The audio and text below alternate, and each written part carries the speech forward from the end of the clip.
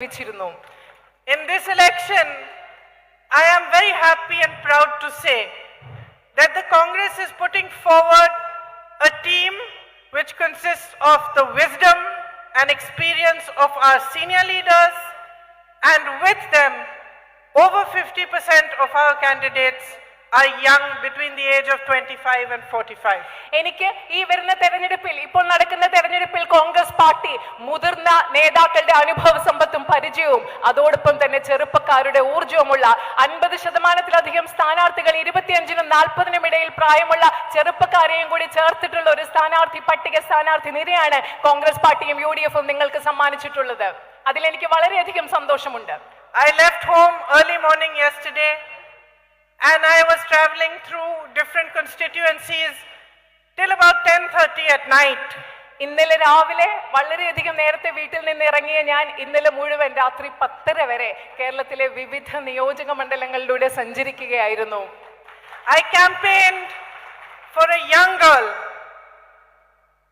who comes from a very modest family, who has struggled, fought a panchayat election and is now proudly fighting the assembly election.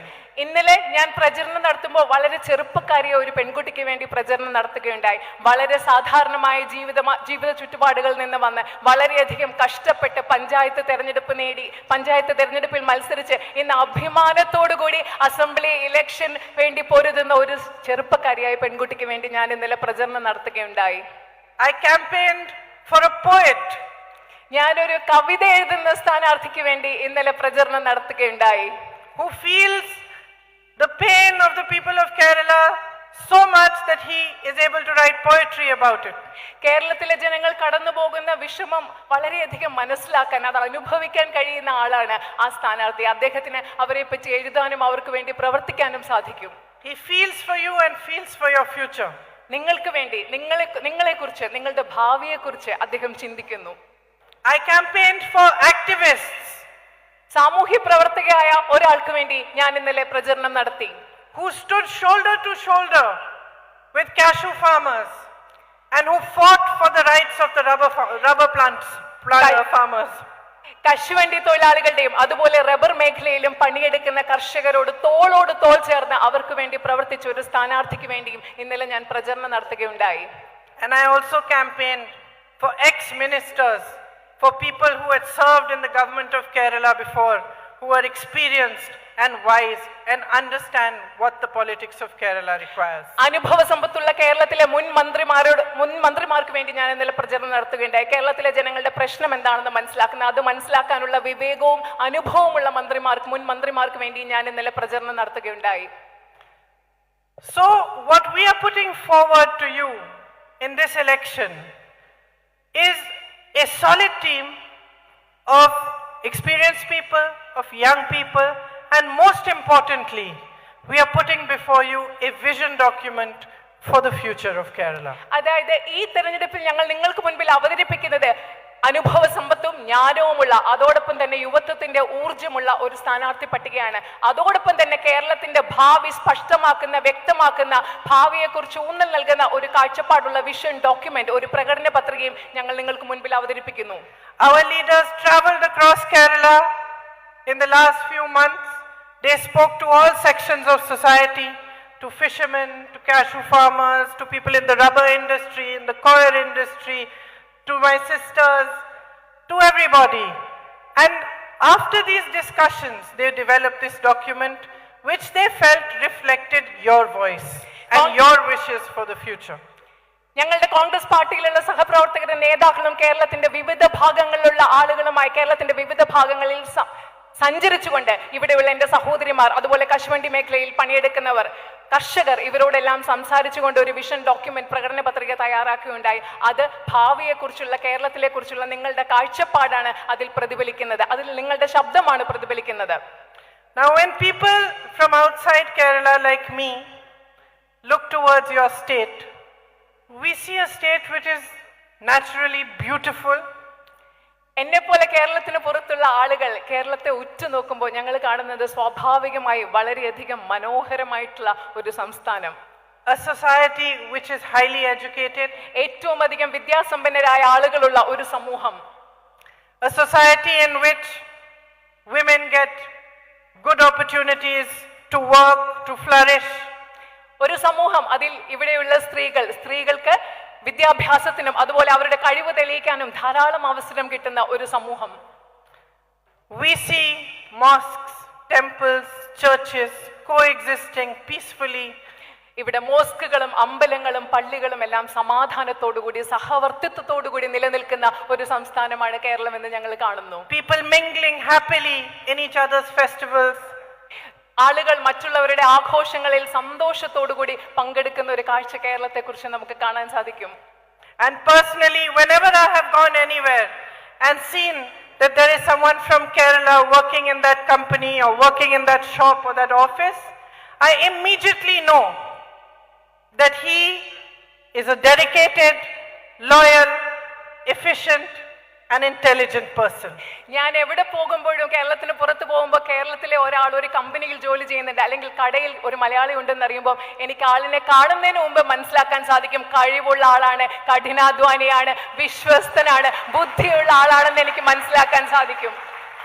We see all your beautiful products, all the beauty and the culture and the understanding that you have contributed to India. നിങ്ങളുടെ മനോഹരമായ ഉൽപ്പന്നങ്ങൾ, നിങ്ങളുടെ സംസ്കാരം, നിങ്ങളുടെ പാരമ്പര്യം, നിങ്ങൾ ഭാരതത്തിന് സംഭാവന ചെയ്തിട്ടുള്ള മനോഹരമായ അനേകം ഉൽപ്പന്നങ്ങളും സൗന്ദര്യവും ഞങ്ങൾക്ക് കാണാൻ സാധിക്കും. And the most beautiful thing about this is that there is not one single politician, one single person who can take the credit for what Kerala is today. ഇതിൽ ഏറ്റവും മനോഹരമായ കാര്യം എന്ന് പറയുന്നത് ഒരു വ്യക്തിക്ക്, ഒരു രാഷ്ട്രീയക്കാരന്, ഒറ്റ ഒരാൾക്ക് കേരളം എന്താണ് അതിന്റെ ക്രെഡിറ്റ് എന്ന് പറയുന്നത് ഒരാൾക്ക് മാത്രമുള്ളതല്ല. ഒരാൾക്ക് അത് എടുക്കാൻ സാധിക്കില്ല. The full credit for what Kerala is today goes to you. ഇന്ന് കേരളം എന്താണോ അതിന്റെ മുഴുവൻ ക്രെഡിറ്റ് നിങ്ങൾക്ക് ഓരോരുത്തർക്കും ഉള്ളതാണെന്ന് പറയാൻ ഞാൻ ആഗ്രഹിക്കുന്നു. To the people of Kerala. അത് കേരളത്തിലെ ജനങ്ങൾക്ക് അവകാശപ്പെട്ടതാണ്. To my hard-working sisters and brothers and their forefathers who have built this land, this culture, your traditions with their sweat and blood. Keralam എന്താണോ അതിന്റെ ക്രെഡിറ്റ് പോകുന്നത് കഠിനാധ്വാനികളായ എന്റെ സഹോദരന്മാർക്കും സഹോദരിമാർക്കും അതുപോലെ ഈ കേരളം ഉണ്ടാക്കാൻ വേണ്ടി കഠിനാധ്വാനം ചെയ്ത നിങ്ങളുടെ മുൻഗാമികൾക്കുമാണ് എന്ന് പറയാൻ ഞാൻ ആഗ്രഹിക്കുന്നു. And it is for this reason that even somebody from outside Kerala like me feels angry when the people of Kerala are ignored. എനിക്ക് ഇതേ കാരണം കൊണ്ട് തന്നെയാണ് കേരളത്തിന് പുറത്തുള്ള ഒരാളാണെങ്കിലും എന്നെ പോലെയുള്ള ആളുകൾക്ക് കേരളത്തിലെ ജനങ്ങൾ അവഗണിക്കപ്പെടുമ്പോൾ ദേഷ്യമുണ്ടാകുന്നത് ഇതേ കാരണം കൊണ്ട് തന്നെയാണ്. It is for this reason that we in the Congress party believe that the politics of Kerala has to be driven by the people of Kerala. അതേ കാരണം കൊണ്ട് തന്നെയാണ് കോൺഗ്രസ് പാർട്ടിയിലും ഐക്യ ജനാധിപത്യ മുന്നണിയിലുമുള്ള ഞങ്ങൾ വിശ്വസിക്കുന്നത് കേരളത്തിന്റെ രാഷ്ട്രീയത്തെ മുന്നോട്ട് നയിക്കുന്നത് കേരളത്തിലെ ജനങ്ങളാകണം എന്ന് ഞങ്ങൾ വിശ്വസിക്കുന്നത് ഇതേ കാരണം കൊണ്ട് തന്നെയാണ്. It is you who must decide for your future. നിങ്ങളാണ് നിങ്ങളുടെ ഭാവി എന്താണെന്ന് തീരുമാനിക്കേണ്ടത്.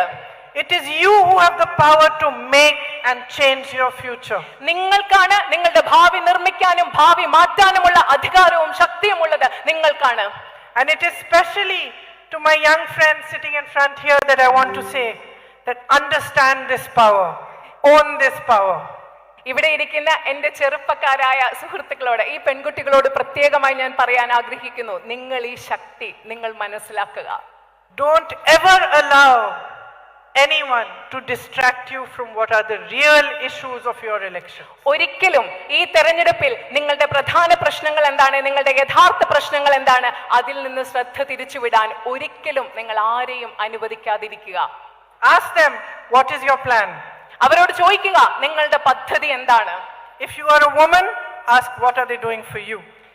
നിങ്ങൾ ഒരു സ്ത്രീ ആണെങ്കിൽ അവരോട് ചോദിക്കുക, ഞങ്ങൾക്ക് വേണ്ടി നിങ്ങൾ എന്താണ് ചെയ്യാൻ പോകുന്നത്. If you are a worker, ask what are they doing for you. നിങ്ങൾ ഒരു തൊഴിലാളി ആണെങ്കിൽ അവരോട് ചോദിക്കുക, ഞങ്ങൾക്ക് വേണ്ടി നിങ്ങൾ എന്താണ് ചെയ്യാൻ പോകുന്നത്. If you own a small business or a shop, ask what are you going to do to make me stronger. നിങ്ങൾക്ക് ഒരു ചെറിയ വ്യവസായം ഉണ്ടെങ്കിൽ, ഒരു ചെറിയ കടയുണ്ടെങ്കിൽ നിങ്ങൾ അവരോട് ചോദിക്കുക, ഞങ്ങൾക്ക് വേണ്ടി നിങ്ങൾ എന്താണ് ചെയ്യാൻ പോകുന്നത്. If you are a farmer, ask will you get the right price for your crop. Will they support you when there is trouble. നിങ്ങൾ ഒരു കർഷകരാണെങ്കിൽ അവരോട് ചോദിക്കുക, ഞങ്ങളുടെ വിളകൾക്ക് നിങ്ങൾ കൃത്യമായ വില തരുമോ? ഞങ്ങൾക്കൊരു പ്രശ്നമുണ്ടാകുമ്പോൾ നിങ്ങൾ ഞങ്ങളെ സംരക്ഷിക്കുമോ? ഞങ്ങൾക്കൊപ്പം നിൽക്കുമോ എന്ന് അവരോട് ചോദിക്കുക. This is your duty as a citizen of Kerala and a citizen of India. ഇന്ത്യയിലെ പൗരൻ എന്ന നിലയിൽ, കേരളത്തിലെ ഒരു പൗരൻ എന്ന നിലയിൽ ഈ ചോദ്യങ്ങൾ ചോദിക്കേണ്ടത് നിങ്ങളുടെ ഉത്തരവാദിത്തമാണ്, കടമയാണ്. So I have come here today to tell you precisely this. ഞാൻ ഇന്ന് ഇവിടെ വന്നിരിക്കുന്നത് വളരെ കൃത്യതയോടുകൂടി ഈ കാര്യം നിങ്ങളോട് പറയാനാണ്. I have come to tell you what the Congress party and the UDF are planning for your future. നിങ്ങളുടെ ഭാവിക്ക് വേണ്ടി കോൺഗ്രസ് പാർട്ടിയും ഐക്യജനാധിപത്യ മുന്നണിയും എന്താണ് ആസൂത്രണം ചെയ്യുന്നതെന്ന് നിങ്ങളോട് പറയാൻ വേണ്ടിയാണ് ഞാൻ ഇന്ന് ഇവിടെ വന്നിരിക്കുന്നത്. We know and we recognize how difficult these 5 years have been. ഈ കഴിഞ്ഞ 5 വർഷങ്ങൾ നിങ്ങൾക്ക് എത്രമാത്രം ബുദ്ധിമുട്ടുള്ളതാണ് എന്ന് ഞങ്ങൾ മനസ്സിലാക്കുന്നു. We saw that you placed your hope in the LDF in the last election. ഞങ്ങൾക്കറിയാം, കഴിഞ്ഞ തെരഞ്ഞെടുപ്പിൽ നിങ്ങൾ നിങ്ങളുടെ പ്രതീക്ഷ അർപ്പിച്ചത് LDF ഗവൺമെന്റിലാണ്. And in your wisdom, you wanted to experience what an LDF government can do for you. നിങ്ങളുടെ എല്ലാ വിവേകം കൊണ്ടും നിങ്ങൾ ആഗ്രഹിച്ചു, നിങ്ങൾ അനുഭവിക്കാൻ ആഗ്രഹിച്ചു ഒരു LDF ഗവൺമെന്റ് നിങ്ങൾക്ക് വേണ്ടി എന്ത് ചെയ്യാൻ അവർക്ക് സാധിക്കുമെന്നത്. They made promises one after the other. ഒന്നിനു പുറകെ ഒന്നായി ധാരാളം വാഗ്ദാനങ്ങൾ അവർ നിങ്ങൾക്ക് നൽകുകയുണ്ടായി. They promised you 20 lakh jobs. നിങ്ങൾക്ക് 20 ലക്ഷം തൊഴിലവസരങ്ങൾ നൽകുമെന്ന് അവർ വാഗ്ദാനം ചെയ്തു. They didn't give you any. പക്ഷേ അവരൊന്നും നിങ്ങൾക്ക് നൽകിയില്ല. In fact, regrettably, as soon as they came into power, they filled up government posts with their own people. പക്ഷേ നിങ്ങൾക്കറിയാമോ, അവർ ഗവൺമെന്റിൽ അധികാരത്തിൽ വന്ന ഉടൻ തന്നെ ഗവൺമെന്റ് തസ്തികകൾ അവരുടെ ആൾക്കാരെ കുത്തി നിറയ്ക്കുകയാണ് LDF ഗവൺമെന്റ് നിങ്ങൾക്ക് തൊഴിൽ നൽകുന്നതിന് പകരം ചെയ്തത്. When thousands of young people all across Kerala protested, they were suppressed, they were beaten. കേരളത്തിൽ ആയിരക്കണക്കിന് യുവാക്കൾ ഇതിനെതിരെ പ്രതിഷേധിച്ചപ്പോൾ അവരെ അടിച്ചമർത്തുകയുണ്ടായി, അവരെ മർദ്ദിക്കുകയുണ്ടായി. They promised you support for the rubber industry. Rubber വ്യവസായത്തിന് പിന്തുണ നൽകും എന്ന് അവർ പ്രഖ്യാപിച്ചു, അവർ വാഗ്ദാനം നൽകും. Instead, they allowed unchecked imports of rubber. പക്ഷെ അതിനു പകരം അനിയന്ത്രിതമായ റബ്ബറിന്റെ ഇറക്കുമതിയാണ് അവർ അനുവദിച്ചു കൊടുത്തത്. And crippled the industry. ആ വ്യവസായത്തെ മുട്ടിൽ നടത്തുകയാണ് ചെയ്തത്, ബുദ്ധിമുട്ടിക്കുകയാണ് ചെയ്തത്. The greatest suffering that happened in the last year or two was that small businesses, shop owners, people who were struggling to make their living with their own incentive and their own initiative were beaten down, not just by the central government's GST, not just by the demonetization that came before that, but after the corona pandemic. In between, when the lockdown was imposed, there was great suffering, and the people who bore the brunt of it were the very small industries, the small shop owners and the small businesses of India. പ്രത്യേകിച്ചും കഴിഞ്ഞ 2 വർഷങ്ങളായി ഇവിടെ നടക്കുന്ന ചെറുകിട വ്യവസായങ്ങൾ, സ്വന്തമായി സംരംഭങ്ങൾ ആരംഭിക്കുന്നവർ, സ്വന്തം താല്പര്യത്തോടുകൂടി ചെറിയ കച്ചവടങ്ങൾ ആരംഭിക്കുന്നവർ, അവരെല്ലാം കേന്ദ്ര ഗവൺമെന്റിന്റെ പല നയങ്ങൾ കൊണ്ടും നോട്ട് നിരോധനം കൊണ്ടും അതുപോലെ തന്നെ വികലമായി നടപ്പിലാക്കിയ ഒരു GST കൊണ്ടും അതിനുശേഷം വന്ന കൊറോണ പാൻഡമിക് സമയത്തുണ്ടായ ലോക്ക്ഡൌൺ കൊണ്ടും ഇതൊക്കെ കൊണ്ട് ഏറ്റവും കൂടുതൽ ബുദ്ധിമുട്ടുകൾ അനുഭവിക്കുന്നത് ഇവിടെയുള്ള ഇടത്തരം കച്ചവടക്കാരും ഇടത്തരം വ്യവസായം നടത്തുന്നവരും സ്വയം സംരംഭകരുമാണ്. So because we understand what you have been through, we understand that you have seen a series of broken promises, that you have not been supported, that you have been weakened, that the government has worked for the corporates but not for you.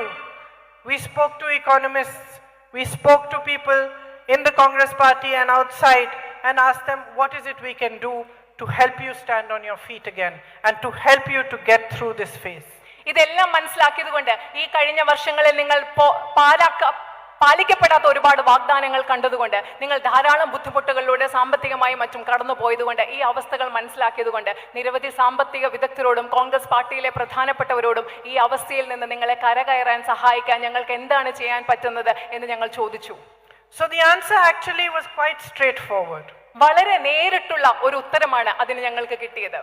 What they said was that if you want to restart the economy, you want to re-energize it, the answer is to put money in the hands of people. ഞങ്ങൾക്ക് കിട്ടിയ ഉത്തരം വളരെ ലളിതമാണ്. ഇവിടുത്തെ സമ്പദ് വ്യവസ്ഥയെ വീണ്ടും ചലിപ്പിക്കണമെങ്കിൽ, അതിന് വീണ്ടും ഊർജം പകരണമെങ്കിൽ നിങ്ങൾ ചെയ്യേണ്ടത് ഇവിടുത്തെ ജനങ്ങളുടെ കയ്യിൽ പണം നൽകുക, ധനം നൽകുക എന്നതാണ് നിങ്ങൾ ചെയ്യേണ്ടതെന്ന ഉത്തരമാണ് ഞങ്ങൾക്ക് കിട്ടിയത്.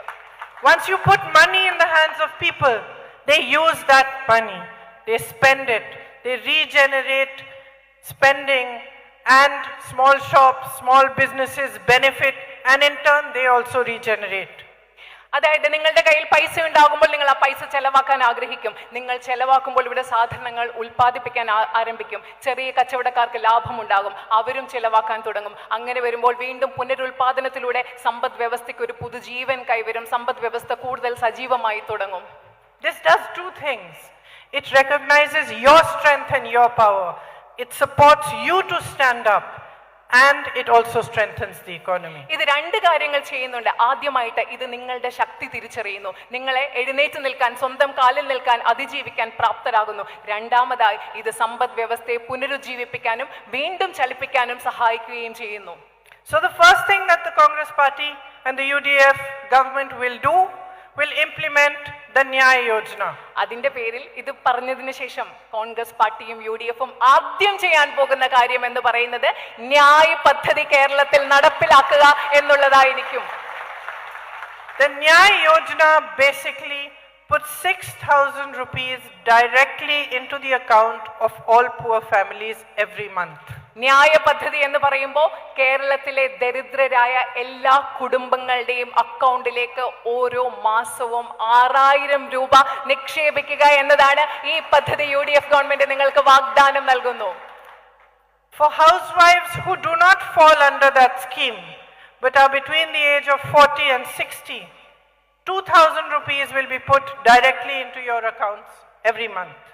ന്യായ പദ്ധതിയുടെ പരിധിയിൽ വരാത്ത വീട്ടമ്മമാർക്ക്, 40 വയസ്സിനും 60നും ഇടയിൽ പ്രായമുള്ള വീട്ടമ്മമാർക്ക് ഓരോ മാസവും നിങ്ങളുടെ അക്കൗണ്ടിലേക്ക് UDF അധികാരത്തിൽ വന്നാൽ 2,000 രൂപ നിക്ഷേപിക്കും എന്ന വാഗ്ദാനവും ഞങ്ങൾ നൽകുന്നു. You are looking very happy. നിങ്ങൾക്ക് വളരെ സന്തോഷമുള്ളതുപോലെ തോന്നുന്നു. But you should be happy because it is the first time that a party or a government is recognizing what the housewife does. നിങ്ങൾക്ക് വളരെയധികം സന്തോഷമുണ്ടാവണം. കാരണം ആദ്യമായിട്ടാണ് ഒരു രാഷ്ട്രീയ പാർട്ടിയോ ഒരു ഗവൺമെന്റോ വീട്ടമ്മമാർ ചെയ്യുന്ന ജോലിക്ക് അംഗീകാരവും വിലയും കൊടുക്കാൻ പോകുന്നത്. You know, I joined politics when I was 47 years old. ഞാൻ രാഷ്ട്രീയത്തിന്റെ ഭാഗമായത് രാഷ്ട്രീയ പ്രവർത്തനത്തിൽ ചേർന്നത് But from the age of 25 to 47 I was a housewife. ഞാൻ രാഷ്ട്രീയത്തിൽ ചേർന്നത് 47ാമത്തെ വയസ്സിലാണ്. പക്ഷേ 25 വയസ്സ് മുതൽ 47 വയസ്സ് And you may think that this Priyanka Gandhi, I wonder if she cleaned her house. But I cleaned my house, I cooked food, I looked after my children, and I did all the things that you do in my own way. ഞാൻ 25 മുതൽ 47 വയസ്സ് വരെ വീട്ടമ്മയായിരുന്നു. നിങ്ങൾ വിചാരിക്കും ഈ പ്രിയങ്ക ഗാന്ധി ഇതൊക്കെ ചെയ്യുമോ? പക്ഷേ ഞാൻ വീട്ടിലിരുന്ന് പാചകം ചെയ്തിട്ടുണ്ട്, എൻ്റെ വീട് വൃത്തിയാക്കിയിട്ടുണ്ട്, എൻ്റെ കുട്ടികളെ നോക്കിയിട്ടുണ്ട്. നിങ്ങൾ ചെയ്യുന്ന എല്ലാ കാര്യങ്ങളും ഞാനും ചെയ്തിട്ടുണ്ട്. It made me happy to do it, and I learned one very big thing from it. I learned that nothing is more important than the work you do. That without you, the children don't prosper. Without you, the family is not happy. When you take care of them, that is when they can go out and they can earn. So, I learned to respect the work of the housewife. ഞാനത് സന്തോഷത്തോടു കൂടിയാണ് ചെയ്തത്. അത് മാത്രമല്ല, ഞാൻ ചെയ്യുന്ന ജോലിയുടെ മൂല്യം എനിക്ക് മനസ്സിലായി. നിങ്ങളില്ലാതെ കുട്ടികൾ വളരില്ല, കുടുംബം മുൻപോട്ട് പോകില്ല, കുടുംബത്തിൽ സമൃദ്ധി ഉണ്ടാവില്ല, നമ്മുടെ കുട്ടികൾക്ക് സ്വപ്നങ്ങൾ എത്തിപ്പിടിക്കാൻ സാധിക്കുകയില്ല. അതുകൊണ്ട് അതിൻ്റെ മൂല്യം എനിക്കറിയാം. വീട്ടമ്മമാർ ചെയ്യുന്ന ജോലിയുടെ മൂല്യം എനിക്കറിയാം. And to be honest, every government and every political party needs to learn the same thing. സത്യസന്ധമായി പറഞ്ഞാൽ എല്ലാ ഗവൺമെന്റും എല്ലാ രാഷ്ട്രീയ പാർട്ടികളും ഇതേ കാര്യം ചെയ്യണം. വീട്ടമ്മമാർ ചെയ്യുന്ന ജോലിയുടെ മൂല്യം മനസ്സിലാക്കണം. So the 2,000 rupees a month is to help you to stand up for yourself in your own way. ഈ 2,000 രൂപ ഓരോ മാസം നിങ്ങൾക്ക് 2,000 രൂപ നൽകുന്നത് നിങ്ങളുടേതായ രീതിയിൽ നിങ്ങളുടെ സ്വന്തം കാലിൽ നിൽക്കാൻ നിങ്ങൾക്ക് വേണ്ടി നൽകുന്ന തുകയാണ് ആ 2,000 രൂപ. The UDF has committed to building 5 lakh homes for the homeless. അതുപോലെ തന്നെ നമ്മുടെ സംസ്ഥാനത്ത് വീടില്ലാത്തവർക്ക് 5 ലക്ഷം വീടുകൾ നിർമ്മിച്ചു നൽകാനും ഞങ്ങൾ പ്ലാൻ ചെയ്യുന്നു, ഉറപ്പ് നൽകുന്നു. It has committed to giving you the minimum support price for rubber, coconut and paddy, which the LDF government has not given you. അതുപോലെ തന്നെ റബ്ബറിനും നാളികേരത്തിനും നെല്ലിലും വേണ്ട അടിസ്ഥാന താങ്ങുവില LDF ഗവൺമെന്റ് നിങ്ങൾക്ക് നൽകിയിട്ടില്ലാത്ത താങ്ങുവില നൽകുമെന്നും UDF നിങ്ങൾക്ക് ഉറപ്പ് നൽകുന്നു. In its vision document, it has also committed to increase the welfare pension to 3,000 rupees. ഈ പ്രകടന പത്രികയിൽ അതുപോലെ തന്നെ ഇവിടുത്തെ ക്ഷേമ പെൻഷൻ 3000 രൂപയായി ഉയർത്തും എന്ന വാഗ്ദാനവും ഞങ്ങൾ നൽകുകയാണ്. For all of those who hold white ration cards, you will get 5 kilos of rice free. അതുപോലെ തന്നെ വെള്ള റേഷൻ കാർഡ് ഉള്ളവർക്ക് 5 കിലോ സൗജന്യ അരി നൽകുമെന്ന വാഗ്ദാനവും ഞങ്ങൾ നൽകുന്നു. There will be a fuel subsidy for auto drivers, taxi drivers, fishermen and women. Auto taxi ഡ്രൈവർമാർക്കും മത്സ്യത്തൊഴിലാളികൾക്കും അതുപോലെ സ്ത്രീകൾക്കും ഇന്ധന സബ്സിഡിയും ഞങ്ങൾ ഉറപ്പു നൽകുന്നു. There will be hostels and short stay homes for women in small towns. ചെറിയ നഗരങ്ങളിൽ പെൺകുട്ടികൾക്കും സ്ത്രീകൾക്കും താമസിക്കുന്നതിന് വേണ്ടി ഹോസ്റ്റലുകളും ഹ്രസ്വകാലത്തേക്ക് താമസിക്കുന്നതിന് വേണ്ടിയുള്ള സംവിധാനങ്ങളും ഞങ്ങൾ ഉണ്ടാക്കും. Special scholarship for children of single mothers. അമ്മമാർ ഒറ്റയ്ക്ക് വളർത്തുന്ന കുട്ടികൾക്ക് വേണ്ടി പ്രത്യേക സ്കോളർഷിപ്പുകൾ ഉണ്ടാവും. A two-wheeler incentive for women who are working in the unorganized sector. അസംഘടിത മേഖലയിൽ ജോലി ചെയ്യുന്ന സ്ത്രീകൾക്ക് വേണ്ടി 2-വീലർ വാങ്ങാൻ വേണ്ടിയിട്ടുള്ള ഒരു ഇൻസെന്റീവ് പ്രത്യേകമായി ഉണ്ടാകും. Yesterday when I announced this in a meeting, the biggest cheer came from a man. ഇന്നലെ ഇതേ കാര്യം it's not for you. ഇന്നലെ ഇതേ കാര്യം ഞാനൊരു മീറ്റിംഗ് പറഞ്ഞപ്പോൾ ഏറ്റവും വലിയ കയ്യടി വന്നത് ആ സൈഡിലുള്ള ഒരു പുരുഷന്റെ അടുത്ത് നിന്നാണ്. അപ്പൊ ഞാൻ അദ്ദേഹത്തോട് പറഞ്ഞു, ഇത് താങ്കൾക്ക് വേണ്ടിയുള്ളതല്ല, സ്ത്രീകൾക്ക് വേണ്ടിയുള്ളതാണെന്ന്. അപ്പൊ ഞാൻ അദ്ദേഹത്തോട് പറയുകയുണ്ടായി. There has been a lot of caste discrimination and partiality in schools, colleges and university in Kerala. കേരളത്തിലുള്ള പല സ്കൂളുകളിലും കോളേജുകളിലും സർവകലാശാലകളിലും ജാതീയമായ വിവേചനങ്ങളും പക്ഷപാതങ്ങളും നടക്കുന്നുണ്ട്. We propose a new law to end this discrimination. ഈ വിവേചനം അവസാനിപ്പിക്കുന്നതിന് വേണ്ടി ഞങ്ങൾ ഒരു പുതിയ നിയമം നടപ്പിൽ വരുത്താൻ ഉദ്ദേശിക്കുന്നു. We have named it the Rohit Vemula Act. ആ നിയമത്തെ ഞങ്ങൾ വിളിക്കാൻ ഉദ്ദേശിക്കുന്നത് രോഹിത് വെമുല നിയമം എന്നാണ്. After the young man who died fighting this kind of discrimination. ഇങ്ങനെയുള്ള വിവേചനത്തിന്റെ പേരിൽ സ്വന്തം ജീവൻ കൊടുക്കേണ്ടി വന്ന ഒരു ചെറുപ്പക്കാരൻ മരിച്ചു, രോഹിത് വെമുല. ആ പേരിലാണ് ഞങ്ങൾ ഈ നിയമം കൊണ്ടുവരുന്നത്. Because politics in Kerala has become in many ways violent and driven by tension due to the policies of the LDF, we also propose to set up a peace and harmony department to ensure that this kind of tension, political murders in the state and do not continue to happen, and the politics of anger and hate is challenged. ഇപ്പോൾ ഇന്ന് കേരളത്തിലെ രാഷ്ട്രീയം പലപ്പോഴും അക്രമത്തിന്റെയും സംഘർഷങ്ങളുടെയും പാതയിൽ മുൻപോട്ട് പോകുന്നതുകൊണ്ട് അത്തരം ഒരു രാഷ്ട്രീയം ഇവിടെ നടക്കില്ല. അതിന് തടയിടുന്നതിന് വേണ്ടി പീസ് ആൻഡ് ഹാർമണി ഡിപ്പാർട്ട്മെന്റ്, സമാധാനത്തിന്റെയും ഒത്തൊരുമയുടെയും അതിനുവേണ്ടി ഒരു പ്രത്യേക വകുപ്പ് തന്നെ ഞങ്ങൾ സ്ഥാപിക്കും എന്ന് നിങ്ങൾക്ക് ഉറപ്പ് നൽകുന്നു. This is the beautiful land of Sri Narayan Guru. ഇത് ശ്രീനാരായണ ഗുരുവിനെ പോലെയുള്ള മഹാന്മാരുടെ മനോഹരമായ ഭൂമിയാണ്. Centuries ago, he preached what we all talk about today. ഇന്ന് നമ്മൾ എന്തിനെ പറ്റിയാണോ സംസാരിക്കുന്നത് അതിനെപ്പറ്റി നൂറ്റാണ്ടുകൾക്ക് മുമ്പ് അദ്ദേഹം സംസാരിച്ചു. He talked about equality. അദ്ദേഹം സമത്വത്തെക്കുറിച്ച് സംസാരിച്ചു. About brotherhood. സാഹോദര്യത്തെക്കുറിച്ച് സംസാരിച്ചു. About peace and harmony. സമാധാനത്തെക്കുറിച്ചും ഒത്തൊരുമയെക്കുറിച്ചും ഐക്യത്തെക്കുറിച്ച് സംസാരിച്ചു. All those things that make a society strong. ഈ കാര്യങ്ങളെല്ലാമാണ് ഒരു സമൂഹത്തെ ശക്തമാക്കുന്നത്. അതിനെക്കുറിച്ചെല്ലാം അദ്ദേഹം സംസാരിച്ചു. Those things that make states and countries able to prosper. ഈ കാര്യങ്ങളാണ് സംസ്ഥാനങ്ങളെയും രാജ്യങ്ങളെയും സമൃദ്ധിയിലേക്ക് മുൻപോട്ട് പോകാൻ, സമൃദ്ധമാക്കാൻ സഹായിക്കുന്നതും കഴിവുള്ളതാക്കുന്നതും. So I stand before you today to ask you only one thing. അതുകൊണ്ട് ഞാൻ ഇന്ന് നിങ്ങളുടെ മുൻപിൽ നിൽക്കുന്നത് നിങ്ങളോട് ഒരേ ഒരു കാര്യം ചോദിക്കാനാണ്. To use the weapon that democracy has given you with wisdom. നിങ്ങൾക്ക് ജനാധിപത്യം നൽകിയിട്ടുള്ള ആയുധത്തെ വിവേകത്തോടുകൂടി ഉപയോഗിക്കുക എന്ന ഒറ്റ കാര്യം ചോദിക്കാനാണ് ഞാൻ നിങ്ങളുടെ മുൻപിൽ നിൽക്കുന്നത്. You have seen many of us come on stage before you and make big speeches and make promises. ഞങ്ങളെ പോലെയുള്ള ധാരാളം ആളുകളെ ഇങ്ങനെ സ്റ്റേജിൽ വന്നു നിന്ന് വലിയ വലിയ പ്രസംഗങ്ങളും വലിയ വാഗ്ദാനങ്ങളും ഒക്കെ നടത്തുന്നത് നിങ്ങൾ കണ്ടിട്ടുണ്ട്. I am sure you recognize the ones who are telling the truth, who really care about you, and the ones who don't. എനിക്ക് ഉറപ്പുണ്ട് നിങ്ങളോട് സത്യം പറയുന്നത് ആരാണെന്നും നിങ്ങളോട് കരുതലുള്ളത് ആരാണെന്നും നിങ്ങൾക്ക് മനസ്സിലാക്കാൻ സാധിക്കും, തിരിച്ചറിയാൻ സാധിക്കും എന്ന് എനിക്ക് ഉറപ്പുണ്ട്.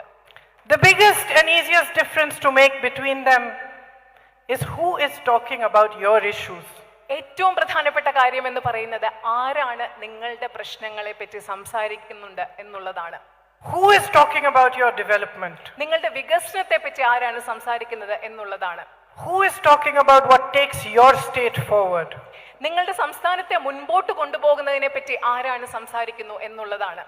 And who is trying to distract you by talking about things that divide you?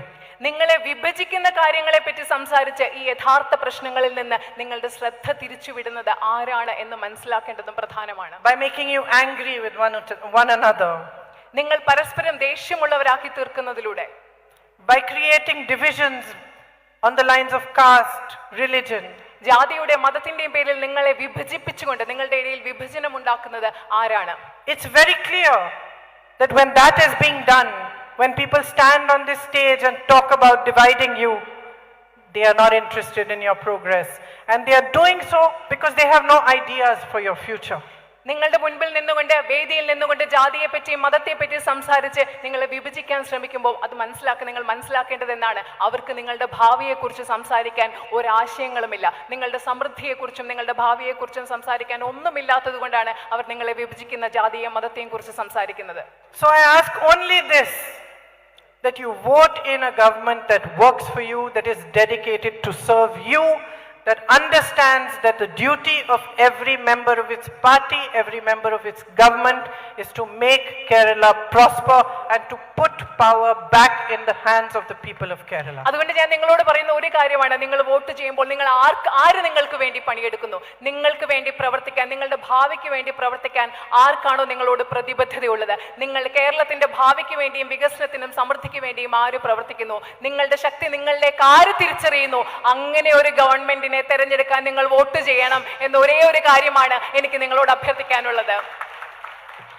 I would like to call forward the candidates, Sri T.J. Saish Kumar Joseph and Sri M.P. Jackson. You have both youth and experience here, fighting for you and dedicating themselves to making a stronger, better future for you. So I hope that you will vote for them, you will bring the UDF into power, so that all these things that we have spoken about today can be done and the promises can be fulfilled and you can have a brighter future. Thank you very much for listening so patiently. Jai Hind. ഇവിടെ യുവത്വവും അനുഭവ സമ്പത്തും സമന്വയിപ്പിക്കുന്ന രണ്ട് നമ്മുടെ